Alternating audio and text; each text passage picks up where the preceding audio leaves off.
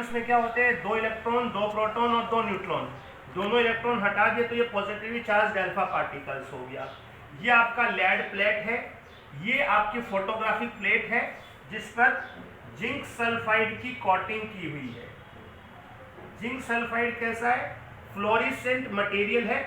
जैसे alpha particle जहां भी जाकर स्ट्राइक करेंगे वहां फ्लोरिसेंस आएगा, तो मुझे पता चल जाएगा कि अल्फा पार्टिकल्स कहां जा रहे हैं। ये गोल्ड फॉइल है जिसकी थिकनेस 100 नैनोमीटर है। 100 नैनोमीटर मतलब 100 × 10⁻⁹ मीटर। 1 नैनोमीटर का मतलब होता है 10⁻⁹ तो बहुत थिक हमने क्या ली है, गोल्ड फॉइल ली है। कोई कहे सर ये लेड की प्लेट क्यों ली है, ताकि जो ये अल्फा पार्टिकल है ये बीम की फॉर्म में जाके इस गोल्ड फॉइल से टकराए, एक बीम बने। अदरवाइज ये अगर लेड की प्लेट नहीं लूंगा तो ये बीम नहीं बनेगी। क्या नहीं बनेगी, ये बीम नहीं बनेगी। तो इसको बीम की फॉर्म में बनाने के लिए ये हमने लेड प्लेट है उसमें एक होल किया, उसमें से इसको निकाला है ताकि ये बीम की फॉर्म में जाए। ये आपका गोल्ड फॉइल है, बहुत थिन फॉइल। आपको बताया मैंने कल कि आप घर में जो फॉइल पेपर यूज करते हैं वैसा ही फॉइल पेपर है। तो ये गोल्ड फॉइल है जिसकी थिकनेस आप सोचो कितनी कम है। अपना जो कागज जिससे आप लिखते हो, नोटबुक वाला जो पेपर होता है उससे भी बहुत पतला। तो बहुत थिन, बहुत जिसको कहें कि बिल्कुल जिसमें से अल्फा पार्टिकल्स पेनिट्रेट कर जाए। ऐसा नहीं कि कोई ब्रिक रख दिया, ब्रिक रख दोगे तो फिर अंदर ही घुस जाएंगे, पेनिट्रेट ही नहीं करेंगे। तो मैं चाहता हूं कि कम से कम गोल्ड के एटम हो। जो भी फॉइल लूं उसमें कम से कम गोल्ड के एटम हो। जितने कम गोल्ड के एटम होंगे जो एक्सपेरिमेंट की जो प्रिसाइसनेस है वो बढ़ जाएगी। इसलिए जो भी मैंने ये भी गोल्ड फॉइल लिया है इसकी थिकनेस बहुत कम ली है। बहुत कम थिकनेस होने से क्या होगा, आपके जो अल्फा पार्टिकल्स है, पॉजिटिवली चार्ज अल्फा पार्टिकल्स है, वो इसमें से पेनिट्रेट कर जाएंगे। आप इसमें ऐसा नहीं कि अंदर धंस जाए, फंस जाए, ऐसा नहीं होगा। अब रदरफोर्ड ने क्या क्या देखा। पहला पॉइंट रदरफोर्ड ने देखा कि maximum alpha particles passes straight without any deflection,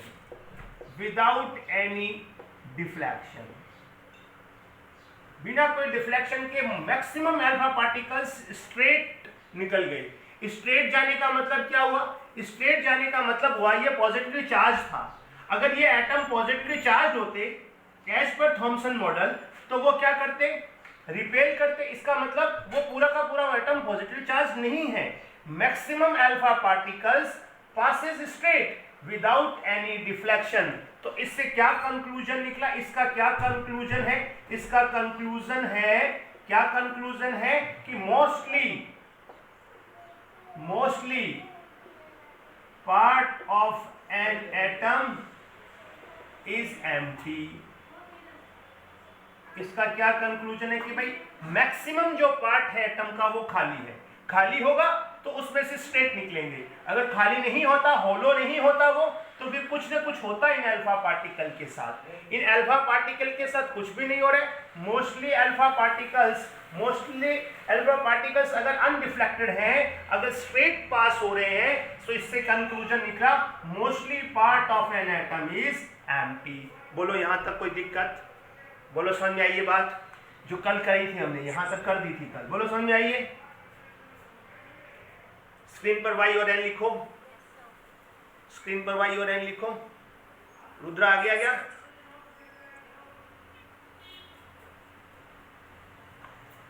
आया क्या बेटा? रुद्रा आगे। ठीक है, चारों आगे। रुद्रा, मानसी, पांचवी और अनुष्का। ठीक है, तो हम क्या कह रहे हैं कि maximum alpha particles passes straight without any deflection. इससे क्या कंक्लूजन निकला कि mostly part of an atom is empty और होलो स्फीयर। इससे क्या मतलब निकल रहा है कि इस जो एटम ये एक गोल्ड फॉइल में एक ही गोल्ड का एटम नहीं है, it's a collection of gold atom. लेकिन जितना आप थिकनेस कम लेंगे उतने कम होंगे इसमें, ये कंफर्म है, उतने कम गोल्ड के एटम होंगे। तो हमने क्या लिखा कि mostly part of an atom is empty. बोलो पहला चीज समझ। दूसरा बहुत इंपॉर्टेंट है कि तीन है mainly, few alpha particles deflected through some angle, deflected through some angle. आप मुझे बताएंगे कि आप जानते हैं ये कैसा है, पॉजिटिवली चार्ज। अगर इसमें कोई पॉजिटिव चार्ज होगा तो ही तो डिफ्लेक्ट होंगे। भाई रिपल्सन कब होगा, जब दो सेम चार्ज के पार्टिकल्स आमने सामने आते हैं या उसके इलेक्ट्रिक फील्ड में, सेम इलेक्ट्रिक फील्ड में कोई पास करेगा तो डिफ्लेक्ट होगा। इसका कहने का मतलब अगर कुछ अल्फा पार्टिकल्स डिफ्लेक्ट हो रहे हैं, देखो कुछ एंगल से डिफ्लेक्ट हो रहे हैं, इससे क्या कंक्लूजन निकला, इससे कंक्लूजन निकला कि there is a positive charged body inside an atom. Atom के अंदर क्या है, क्या है, एटम के अंदर कोई पॉजिटिवली चार्ज्ड बॉडी है।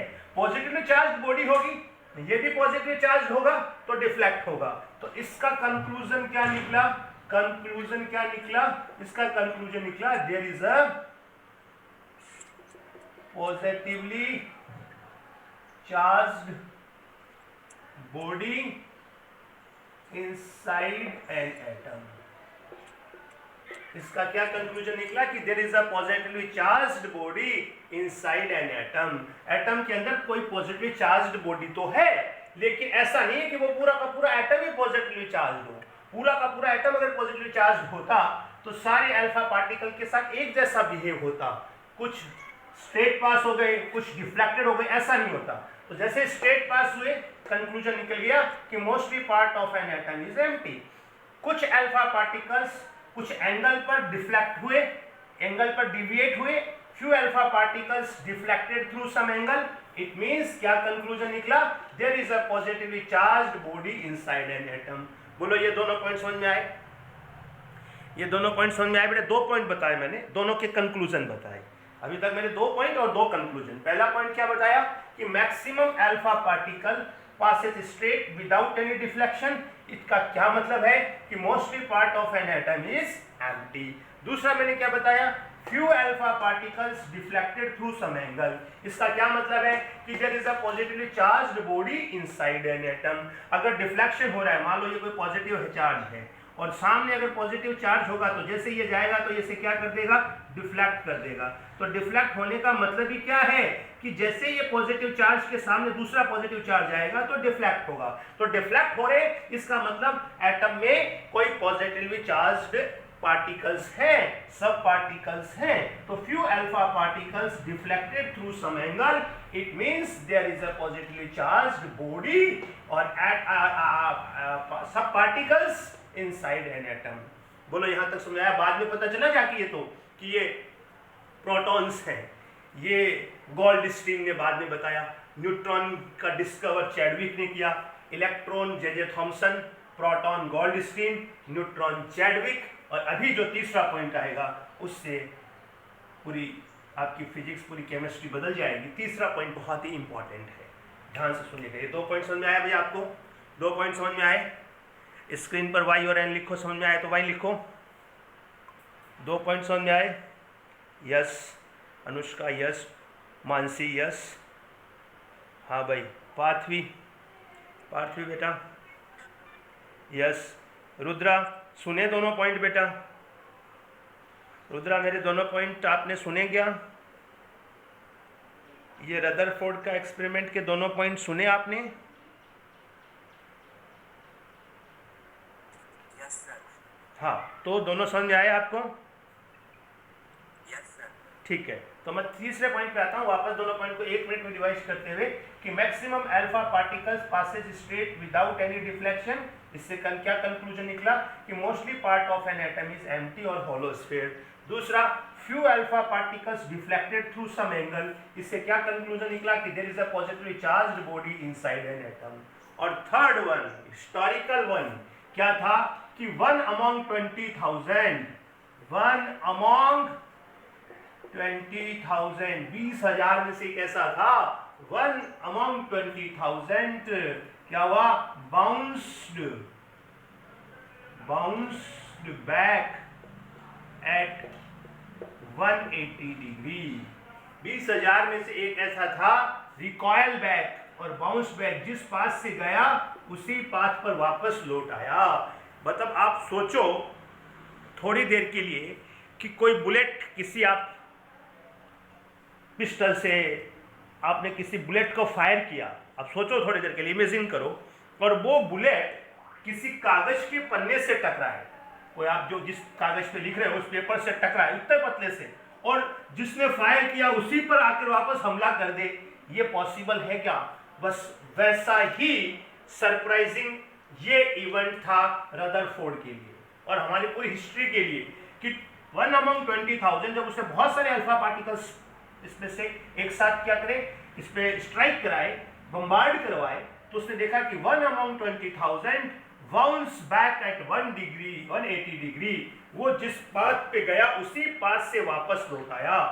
तब जाकर रदरफोर्ड को पता चला कि भैया ये तभी हो सकता है, ये कोई पार्टिकल जाए और उस पे वापस कब लौट सकता है, जब इस गोल्ड फॉइल में जो गोल्ड के एटम है उनके सारे का सारा पॉजिटिव चार्ज, सारे का सारा पॉजिटिव चार्ज मतलब सारे के सारे प्रोटॉन्स जिनको हम जेड बोलते हैं, वो एक जगह इकट्ठे हों। अगर आपका जब तक वो एक जगह इकट्ठे नहीं होंगे तब तक उसको वापस नहीं भेज सकते। वो बिखरा हुआ नहीं है पॉजिटिव चार्ज, वो पॉजिटिव चार्ज का स्फीयर पूरा नहीं है, वो पॉजिटिव चार्ज कहीं एक जगह कंसंट्रेटेड है पूरा का छोटे से वॉल्यूम में, और जैसे ही ये अल्फा पार्टिकल्स उसके सामने गए उसने इसे वापस भेज दिया। यहां से गए डिफ्लेक्ट हो गए, दूर से गए डिफ्लेक्ट हो गए, लेकिन जैसे ही सामने गया वापस आ गया।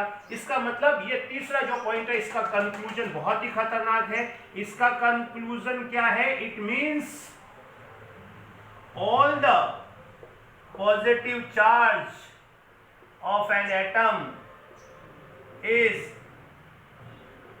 concentrated to its center in a small volume called as nucleus। तो न्यूक्लियस का डिस्कवरी ये तीसरे पॉइंट से हुआ। तीसरा पॉइंट क्या था बोलो, ध्यान से समझो कि जैसे ही वो गया पॉजिटिव चार्ज, जो अल्फा पार्टिकल्स, बहुत स्पीड का अल्फा पार्टिकल्स है, ध्यान रखना कितनी स्पीड का है, यूं मान लो 1 सेकेंड में आप अहमदाबाद से दिल्ली पहुंच जाओ, इतनी स्पीड का। अगर मैं आपको स्पीड एज्यूम कराऊं, थोड़ा सा आप इमेजिनेशन में लो कि जो ये अल्फा पार्टिकल्स ऐसे नहीं कि वो कांच की गोलियां जो नहीं आते गुजराती में जिसे लखोटी बोलते हैं, कि वो कांच की गोलियां ऐसे पकड़ पकड़ के फेंक रहे हैं, भैया ऐसा नहीं है।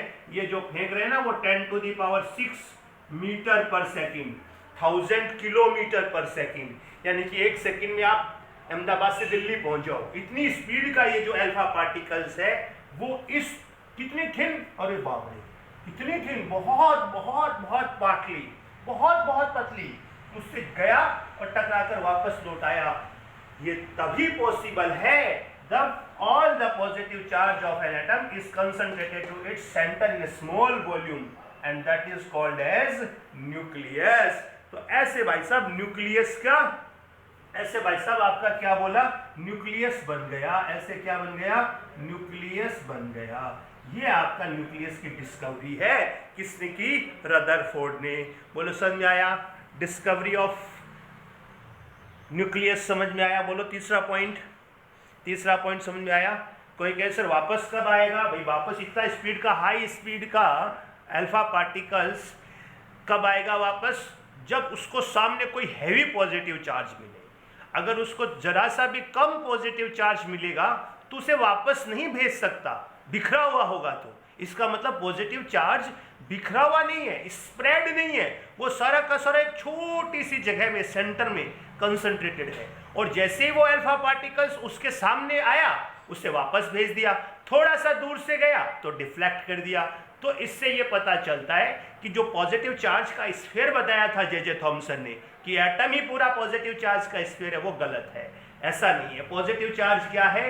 एक जगह, एक छोटी सी जगह में सेंट्रलाइज्ड है, कंसंट्रेटेड है उस छोटे से वॉल्यूम में, बहुत छोटे से वॉल्यूम में। वो भी मैं बताऊंगा अभी आपको कितना वॉल्यूम एटम का और कितना वॉल्यूम न्यूक्लियस का है उसमें, मतलब कितना बड़ा एटम की साइज है और उसमें न्यूक्लियस कितना बड़ा है, दोनों को बताएंगे बहुत आराम से। चिंता मत करो, आज की क्लास में रदरफोर्ड ही पढ़ना है और आपसे फिर मतलब आपसे फिर पूछना है कि आपको क्या समझ में आया। बोलो ये बात समझ में आ रही है रदरफोर्ड वाली? आपको अभी तक पढ़ाई वो बात समझ में आई जो जो बोला मैंने? तीनों पॉइंट समझ में आए भाई? तीनों पॉइंट कोई बताएगा बोल के? रुद्रा क्या बोला? तीसरा पॉइंट बोल बेटा, तीसरा पॉइंट क्या बोला मैंने? रुद्रा बोलो बेटा।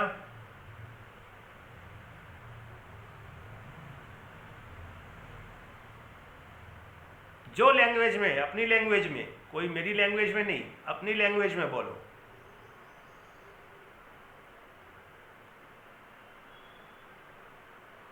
Are you there?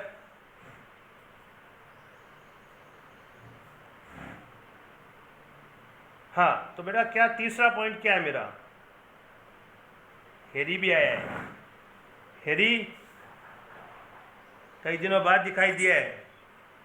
सर मेरे 2 लेक्चर अटेंड किए हुए हैं, एक जब थोड़ा प्रॉब्लम था इसलिए। अच्छा अच्छा, एक का तो मेरे तेरा पास वीडियो होगा बेटा मेरा, है ना, यूट्यूब पे, वो देख लेना। नोट डाउन भी कर दिया और हाँ, उसके बीच का केवल एक थॉमसन मॉडल बचा है, जो मैंने कल छोटी सी क्लास ली थी, कोई आधा घंटा जैसी होगी, बीच में फिर डिस्टर्बेंस आ गया, तो वो मैं तुझे वीडियो भेज दूंगा, है ना। और अभी जुम्मे ले रहे हैं, थोड़ा सिटी में फिर थोड़ी पोजीशन ठीक हो जाए तो अपन वापस स्टूडियो में ही लेंगे, है ना। तो आज कल 2 दिन में शायद लगता है वापस पोजीशन ठीक होगी सिटी की, तो मैं वापस स्टूडियो में ही आ जाऊँगा। तो आज तो देखते हैं, पता चलता है। तो मैंने आज तो ये रदरफोर्ड वाला पढ़ा रहा हूँ मैं, तो मैं दोबारा से 5 मिनट में रदरफोर्ड को रिवाइज कराता हूँ और आगे बढ़ते हैं। क्या क्या किया देखते जाओ। क्या है ये? आपका अल्फा पार्टिकल्स का सोर्स है। यहां से अल्फा पार्टिकल्स कहीं से तो निकालने पड़ेंगे ना, तो ये अल्फा पार्टिकल्स यहां से निकाल रहे हैं, सोर्स है अल्फा पार्टिकल्स का। ये लेड की प्लेट है, यहाँ क्या लगाया मैंने? लेड की प्लेट लगाई है। ये मैंने एक फोटोग्राफिक प्लेट को ऐसे मोड़ के, ऐसे पूरा मोड़ के फोटोग्राफिक प्लेट लगा दी। बीच में क्या लगा दिया है? गोल्ड फॉइल ले लिए। ये जो फोटोग्राफिक प्लेट है, इस पर जिंक सल्फाइड की कोटिंग करी है। जिंक सल्फाइड क्या होता है? फ्लोरिसेंट मटेरियल है। फ्लोरिसेंट मटेरियल का मतलब जैसे ही वहां कहीं भी अल्फा पार्टिकल जाके स्ट्राइक करेगा, वहां फ्लोरिसेंस आएगा, तो मुझे पता चल जाएगा कि अल्फा पार्टिकल्स कहां जा रहा है। एक तरह से कर्टेन लगा दिया ब्लैक कलर का, और जैसे ही कोई अल्फा पार्टिकल्स उस कर्टेन पे जाके स्ट्राइक करेगा, वहां ग्लो आएगा, तो मुझे पता चल जाएगा वो कहां जा रहा है। तो ये ग्लो दिख रहा है आपको कि कहां जाके स्ट्राइक कर रहा है। ध्यान रखना, अल्फा पार्टिकल्स होते क्या है? Helium atom. हीलियम एटम का मतलब 2 इलेक्ट्रॉन, 2 प्रोटॉन और 2 न्यूट्रॉन होते हैं। दोनों इलेक्ट्रॉन्स को हटा दूं तो ये पॉजिटिवली चार्ज हो जाएगा। इलेक्ट्रॉन जाएंगे तो पॉजिटिवली चार्ज हो जाएगा। तो ये पॉजिटिव चार्ज अल्फा पार्टिकल्स यहां से जा रहा है बहुत हाई स्पीड से। हाई स्पीड की अगर मैं इमेजिनेशन करूं तो 1 सेकंड में 1000 किलोमीटर, मतलब आप अहमदाबाद से सीधा दिल्ली पहुंच जाओ, इतना स्पीड से जा रहा है। तो जैसे मैंने इसमें से पास किया तो मैंने देखा कि मोस्टली अल्फा पार्टिकल्स इसमें से सीधे ही निकल गए विदाउट एनी डिफ्लेक्शन। तो क्या कंक्लूजन निकला कि भाई जब सीधे निकल गए, इसका मतलब उस एटम के अंदर बहुत खाली जगह होगी। अगर कुछ होता, कोई पार्टिकल्स होते, तो वो उसके साथ कोई ना कोई इंटरेक्शन करते। उस अल्फा पार्टिकल्स का कोई इंटरेक्शन ही नहीं हो रहा है, इसका मतलब mostly part of an atom is empty. पहला पॉइंट खत्म। दूसरा, few alpha particles deflected through some angle. कुछ एंगल पर डिफ्लेक्ट हुए। एंगल पर डिफ्लेक्ट कब हो सकते हैं? कि भाई ये पॉजिटिव चार्ज और सामने कोई पॉजिटिव चार्ज हो। जैसे वो पॉजिटिव चार्ज एक दूसरे के रेंज में आएंगे तो डिफ्लेक्ट करेंगे, रिपल्सन करेंगे। तो दूसरे पॉइंट से क्या कंक्लूजन निकला? कंक्लूजन मैंने यहां लिखा है कि there is a positively charged body inside an atom. कुछ डिफ्लेक्ट होने, इसका मतलब इस एटम में, यहाँ बहुत सारे एटम है इसमें, उसमें कोई भी एटम जो गोल्ड है के एटम्स हैं, उनमें पॉजिटिव चार्ज के पार्टिकल्स भी हैं। बाद में जाकर पता चला वो पॉजिटिवली चार्ज पार्टिकल्स कौन से थे? प्रोटॉन्स थे। तो ये बात भी सही निकली।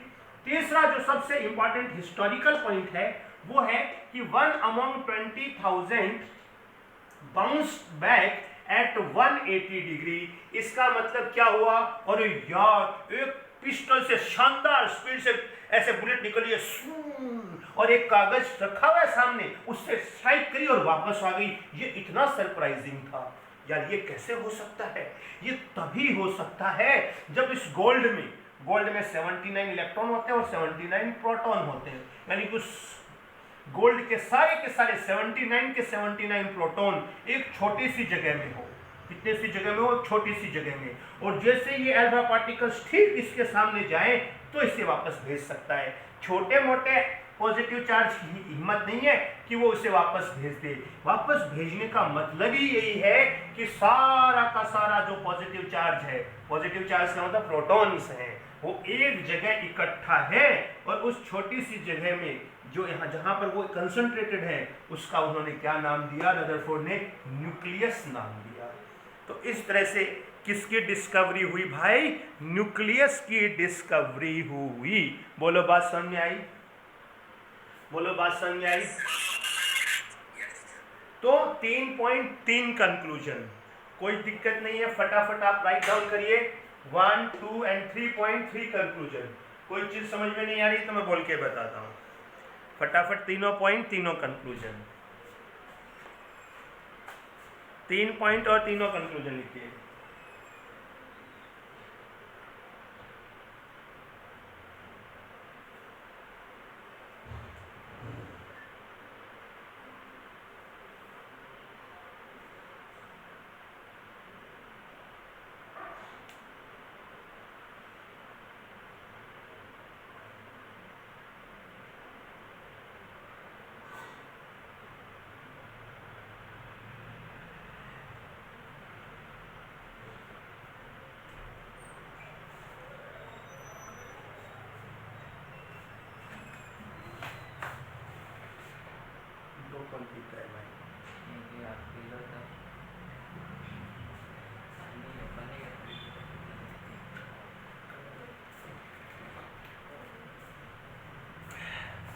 झूठा नहीं गिलास।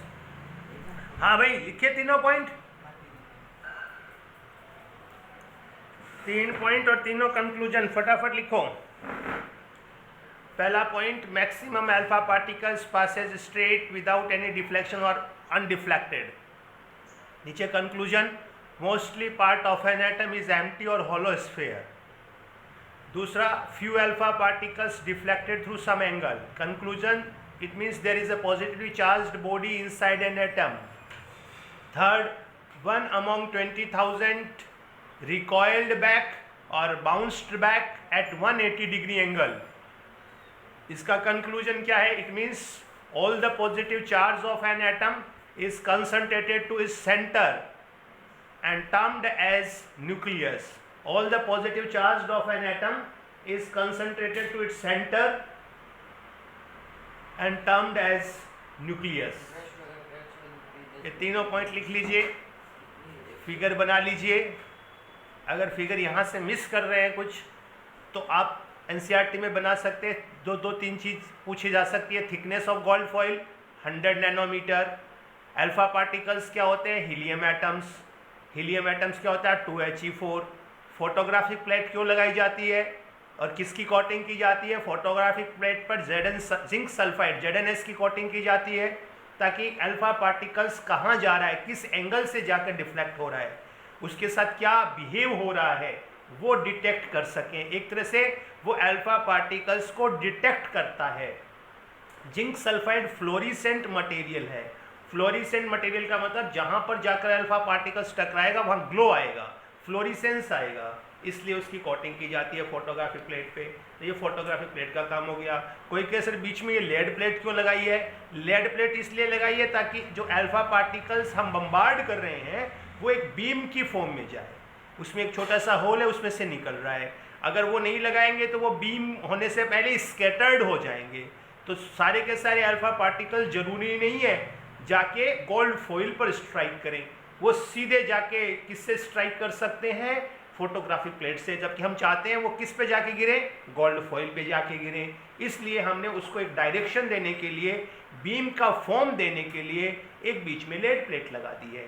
This is the whole story. अभी थोड़ी सी बाकी है स्टोरी, वो मैं बताता हूँ। आपको यहाँ तक समझ में आया भाई? ये तीनों पॉइंट समझ में आए? कोई भी कुछ भी मिस कर रहे हो, कोई भी पॉइंट अभी तक जो पढ़ा है वो बोर्ड पे लिखा हुआ है, कुछ भी हटाया नहीं है मैंने, है ना? अच्छा, ये भी ध्यान रखना, जो अल्फा पार्टिकल्स हम बम्बार्ड कर रहे हैं, I am not throwing word use मत करना। अल्फा पार्टिकल्स का क्या हो रहा है? बम्बारमेंट हो रहा है। बम्बारमेंट होने का मतलब बहुत हाई स्पीड के हैं, 10⁶ मीटर पर सेकेंड, 1000 किलोमीटर पर सेकेंड। यानी कि 1 सेकेंड में आप अहमदाबाद से दिल्ली पहुंच जाओ, इतना फास्ट है। और वो भी वापस लौट आए। तुम सोचो, इतना फास्ट अल्फा पार्टिकल्स भी एक कागज से टकराकर वापस लौट आए, तो इसका मतलब यार बहुत ज़बरदस्त रिपल्सन मिला होगा। और बहुत ज़बरदस्त रिपल्सन कब मिलेगा? जब सारा का सारा पॉजिटिव चार्ज उसे एक जगह मिल जाए तो ही इतना रिपल्सन मिलेगा, वरना नहीं मिलेगा। इतना हाई स्पीड का अल्फा पार्टिकल्स जिस रास्ते गया उसी रास्ते वापस आ जाए यार, वो तो कब पॉसिबल है?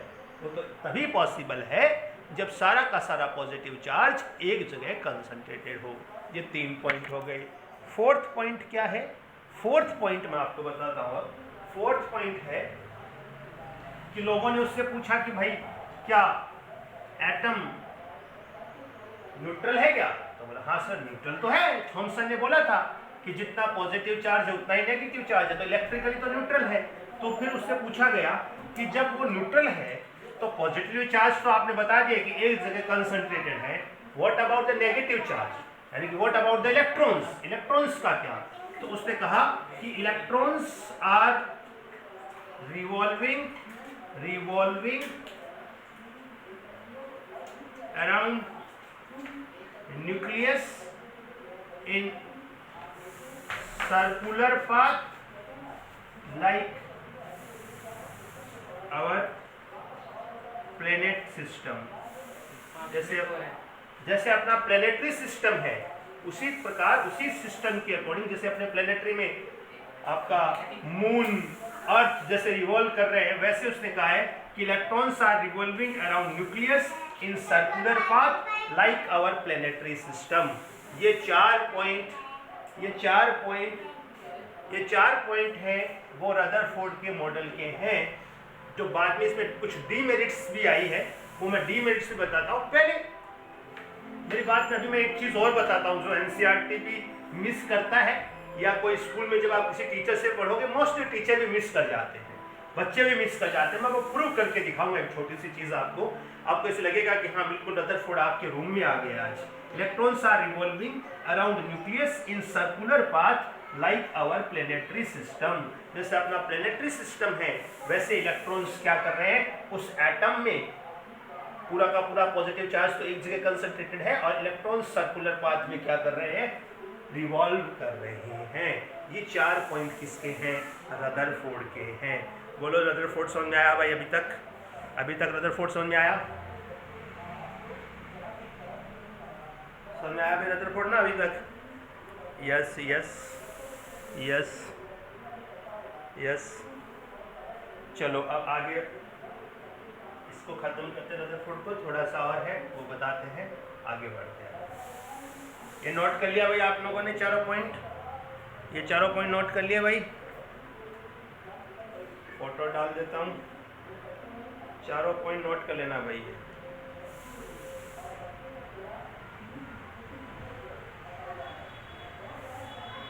चारों पॉइंट नोट कर लेना। 4 पॉइंट है, चारों नोट कर लेना। यही रदरफोर्ड है, इसके अलावा रदरफोर्ड कुछ भी नहीं है, ज़्यादा टफ नहीं है, आसान सा है। आगे बढ़ते हैं। अब 2-3 चीज़ें और है, बस वो ख़त्म कर देते हैं तो हो जाएगा। चलिए आगे बढ़ते हैं।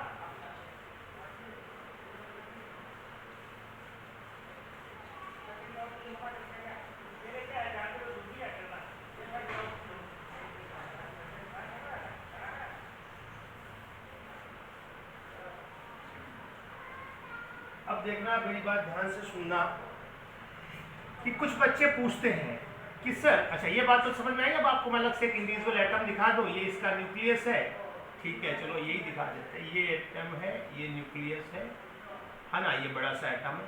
तो जैसे इससे दूर से गए तो डिफ्लेक्ट हो गए, दूर से गए तो डिफ्लेक्ट हो गए, और इसके सामने आया तो क्या हो गया, बाउंस बैक कर गया। ये बेसिक है, क्योंकि इसका एक इलेक्ट्रिक फील्ड है। इस इलेक्ट्रिक फील्ड में जैसे ये पॉजिटिव चार्ज एंटर करेगा तो क्या करेंगे, वो उसको डिफ्लेक्ट कर देगा। तो ये भी तो पॉजिटिव चार्ज है ना अल्फा पार्टिकल्स की, और जैसे इसके सामने आएगा तो बाउंस बैक कर देगा। अब रेडियस ऑफ एटम कितनी होती है, 10⁻⁻10 मीटर की होती है। ये थॉमसन ने बता दिया था।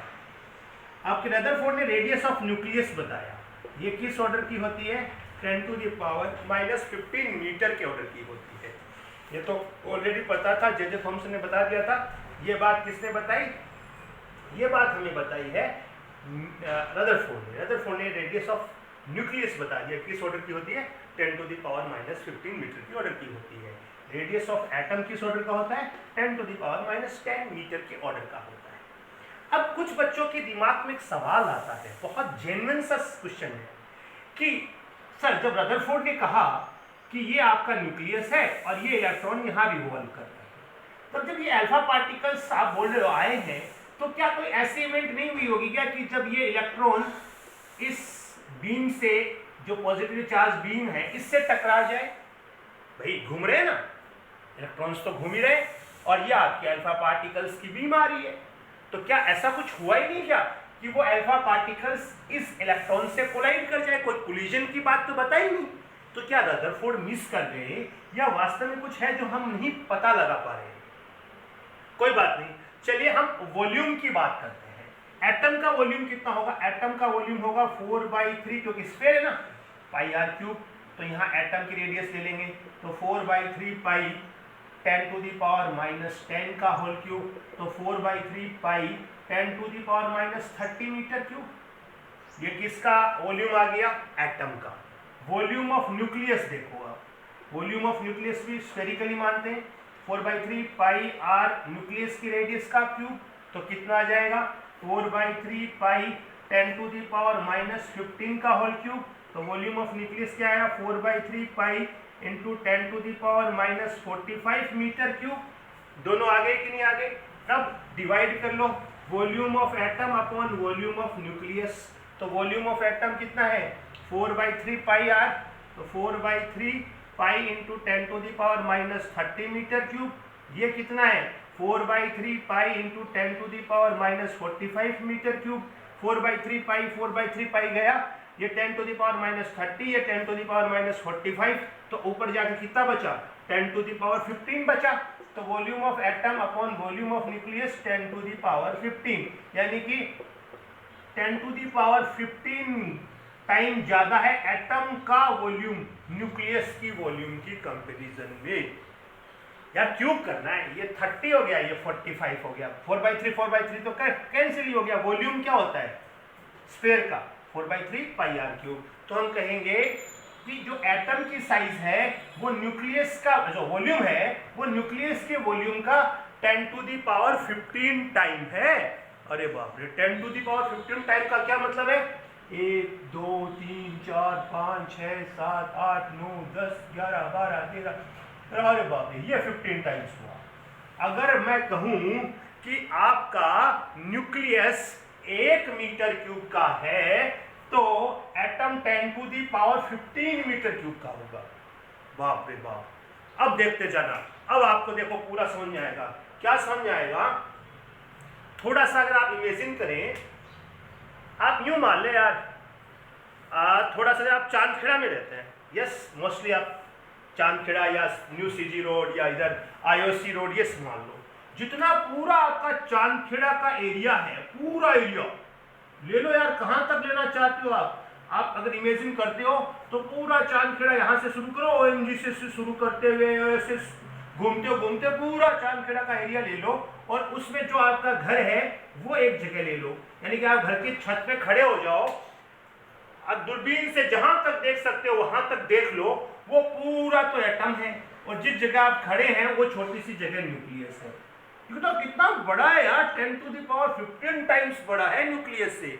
यानी कि इस छोटी सी जगह में तो अगर गोल्ड की बात करें तो 79 प्रोटॉन, और ये पूरा जो बड़ा हुआ एटम है उसमें क्या है? 79 इलेक्ट्रॉन। थोड़ी देर के लिए कुछ समझ लो कि आप अपने घर में रह रहे हो, घर as a house as a nucleus, उसमें तो 79 लोग रह रहे हैं, और पूरे चांदखेड़ा एरिया में, जितना बड़ा चांदखेड़ा का एरिया उसमें 79 लोग रह रहे हैं, पूरे चांदखेड़ा में अलग अलग जगह। अब आप कोई एक आदमी निकले ढूंढने के लिए उन इलेक्ट्रॉन्स को, तो यार पूरे चांदखेड़ा में 79 ही लोग हों तो वो तो खाली खाली होगा कि नहीं होगा? इसीलिए तो कहा है कि mostly part of an atom is empty, कि इतने पूरे पार्ट में सिर्फ 79 इलेक्ट्रॉन और इतनी सी जगह में 79 प्रोटॉन, इसलिए बोलते हैं कि mostly part of an atom is empty और होलो स्फीयर। इसलिए तो कहते हैं कि इतना पूरा पार्ट है, इसमें तो कितने हैं? 79 इलेक्ट्रॉन्स ही हैं। अगर मैं कहूँ कि पूरे आपके, थोड़ी देर के लिए बोल समझ लो कि अहमदाबाद है, वो पूरा का पूरा एटम है और आपका घर न्यूक्लियस है, तो उस न्यूक्लियस में जो आपका घर है उसमें तो 79 लोग रह रहे हैं और पूरे अहमदाबाद में 79 लोग रह रहे हैं, तो क्या अपने घर से आप निकलो तो क्या हो सकता है ऐसा कि पूरे के पूरे 79 को आप जब ढूंढने निकलो तो पूरा दिन बीत जाए और आपको एक आदमी भी नहीं मिले? तो हम कह सकते हैं कि mostly part of an atom is empty. इसीलिए जब ये अल्फा पार्टिकल्स जाते हैं ना तो मैक्सिमम क्या हो जाते हैं, इतना खाली है वो कि स्ट्रेट पास होते हैं, इसीलिए वो स्ट्रेट पास होते हैं क्योंकि मोस्टली पार्ट तो खाली है। तो जो इलेक्ट्रॉन है उनसे कोलिजन करने का जो आपका प्रोबेबिलिटी है वो नेग्लिजिबल है क्योंकि और फिर इतना हाई स्पीड का है तो सवाल ही नहीं। और फिर भी मान लो कोलाइड कर दे तो कोई दिक्कत नहीं है, वहां होल बन जाएगा। होल का मतलब ये अल्फा पार्टिकल्स प्रोटॉन है, प्रोटॉन ही एक तरह से, और ये इलेक्ट्रॉन है तो न्यूट्रॉन बन जाएंगे और यहाँ क्या होगा, खाली जगह रहेगी। ये कहें कि वो अपने साथ ले गया एक तरह से, यूं मान लो थोड़ी सी, वो पॉसिबल ही नहीं है, वो नेग्लिजिबल पॉसिबिलिटी है। इसलिए रदरफोर्ड ने ऐसा कोई पॉइंट नहीं बताया कि वो आपस में स्ट्राइक करेंगे इलेक्ट्रॉन से, क्योंकि इतना बड़ा है कि उसमें 79 इलेक्ट्रॉन है तो मोस्टली तो खाली ही है। तो हम एक तो ये पॉइंट याद रखेंगे, ये बहुत इंपॉर्टेंट है, बाकी कुछ याद रखो ना लिखो, ये एक इंपॉर्टेंट पॉइंट याद रख लेना, और एक इनकी रेडियस का जो ऑर्डर है वो याद कर लेना, ये 2 पॉइंट याद कर लेना। तो आपको अब समझ में आया होगा